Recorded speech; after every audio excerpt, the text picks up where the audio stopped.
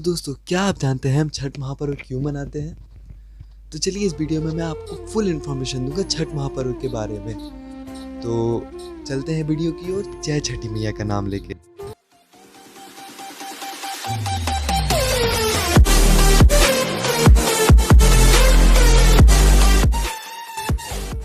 तो guys, first of all we have to know what is Chhath महापर्व।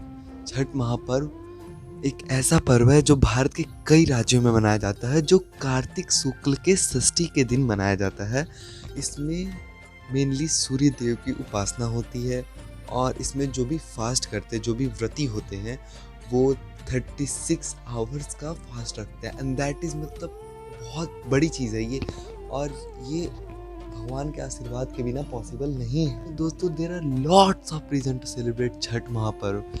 तो मैं आपको कुछ रीजंस बताऊंगा जो कि मैंने सोर्सेस से कलेक्ट किया, जो कि मैंने इंटरनेट से कलेक्ट किया है। तो दोस्तों, ये छठ महापर्व रामायण के समय से स्टार्ट हुई, जब माँ सीता और श्री राम जी लौटे थे वनवास से।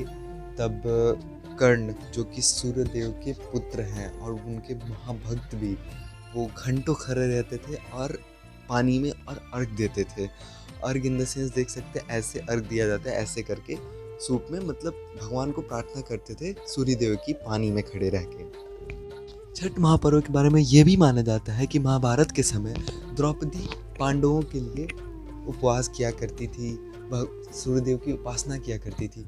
बस इसी श्रद्धा के कारण पांडवों को अपना राजपाट मिला था वापस। छठ महापर्व के ऊपर एक पौराणिक कथा भी प्रचलित है, जिसमें बताया जाता है महाराजा प्रियव्रत और महारानी मालिनी दोनों निसंतान थे।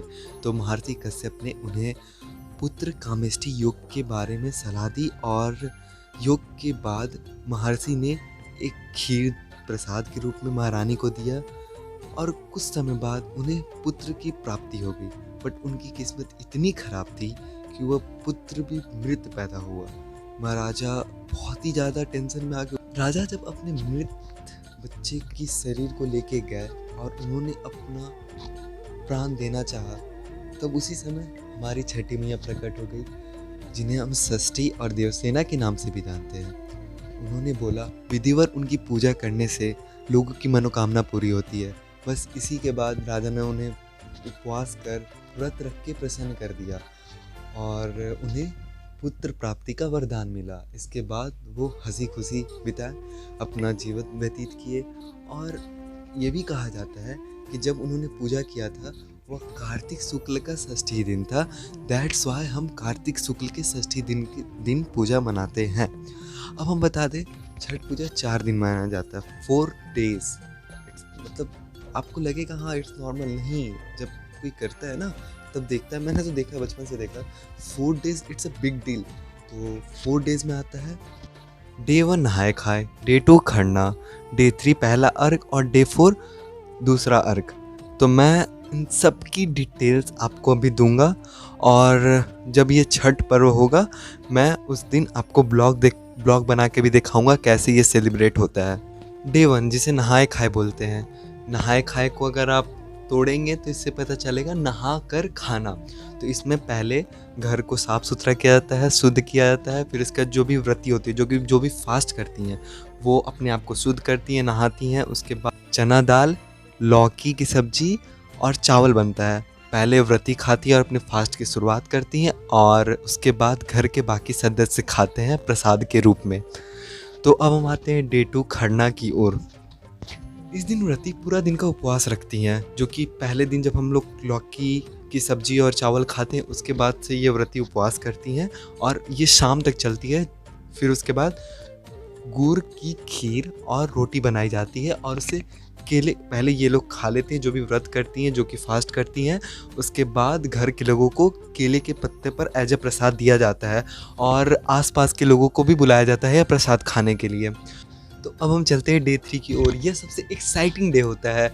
इसे संध्या अर्घ के नाम से भी जानते हैं। मतलब हम इसमें घाट किनारे जाते हैं, इन द सेंस नदी के किनारे जाते हैं। तो एक्चुअली वहाँ एंजॉयमेंट भी होता है, और बहुत ही इम्पॉर्टेंट डे में से आता है ये छठ पूजा का, जिसमें व्रती जो होती हैं वो सूरज, जो डूबता हुआ सूरज होता है, सूर्य देव, उनकी उपासना करती हैं, उन्हें अर्घ देती हैं। इसमें एक बैम्बू के छिलके से बना हुआ एक टोकरी ले जाते हैं। जो भी आप लोगों ने देखा होगा सर पे, देखिए ऐसे सर पे ऐसे लोड करके जो भी घर के मेल वर्ग होते हैं वो ले जाते हैं, और उससे हम भैंगी कहते हैं। भैंगी जिसमें फल और पूजा सामग्री रखी होती हैं। उसके बाद फिर ले जाना ले आना ये उन मेल वर्ग का काम है। जो पुरुष होते हैं घर के, वो ले जाते हैं और ले आते हैं इसे। तो अब हम चलते हैं डे 4 की ओर। इसे हम उषा अर्घ्य के नाम से जानते हैं। यह सूर्य उगने से पहले वहाँ पर सब पहुँच जाते हैं नदी किनारे एक बार फिर, और जो सूर्यदेव जब उगते हैं, जब वो राइज होता है सनराइज़, तब उसकी पूजा करते हैं, उपासना करते हैं, उसे अर्घ देते हैं। तो ये भी एक बहुत ही महत्वपूर्ण दिन में से एक आता है, और यह लास्ट डे होता है छठ पूजा का।